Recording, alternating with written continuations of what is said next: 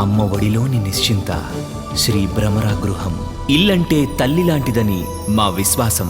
Shri Bhramara townships private limited. మధ్యప్రదేశ్లో దగ్గుమందు తాగి 10 మంది చిన్నారులు మృతి చెందడంపై కేంద్ర ప్రభుత్వం అలర్ట్ అయింది.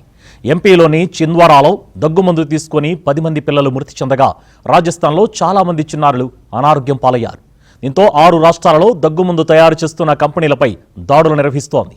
సిడిఎస్సిఓకు చెందిన అధికారులు హిమాచల్ ప్రదేశ్, ఉత్తరాఖండ్, గుజరాత్, తమిళనాడు, మధ్యప్రదేశ్, మహారాష్ట్రలోని వివిధ కంపెనీలపై దాడులు జరుపుతున్నారు.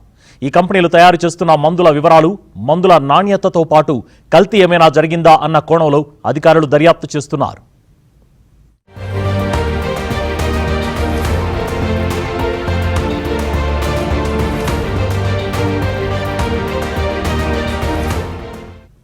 మరోవైపు ఎంపీలో చిన్నారుల మృతికి కారణమైన మందును సూచించిన డాక్టర్ ప్రవీణ్ సోనీని ఆ రాష్ట్ర పోలీసులు అరెస్టు చేశారు. అలాగే సిరప్ను తయారు చేస్తున్న తమిళనాడులోని కాంచీపురానికి చెందిన శ్రీసన్ ఫార్మా యూనిట్పై దాడులు జరుగుతున్నాయి. ఈ కంపెనీపై ఎంపీ పోలీసులు కేసు నమోదు చేశారు. ఈ కంపెనీ తయారు చేసిన దగ్గుమందులో 48.6% డై ఇథలైన్ గ్లూకాయిల్ ఉన్నట్లు తెలుస్తోంది. దీంతో దగ్గుమందు అత్యంత విషపూరితంగా మారినట్లు అధికారులు అనుమానిస్తున్నారు. దీనిపై అధికారులు ఇంకా అధికారిక ప్రకటన చేయాల్సి ఉంది. కోల్డ్ రీఫ్ సిరప్ను మధ్యప్రదేశ్తో పాటు కేరళ రాష్ట్రాలు నిషేధించాయి. వెంటనే ఈ మందును మార్కెట్ నుంచి ఉపసంహరించాలని కూడా ఆదేశాలు జారీ చేశాయి.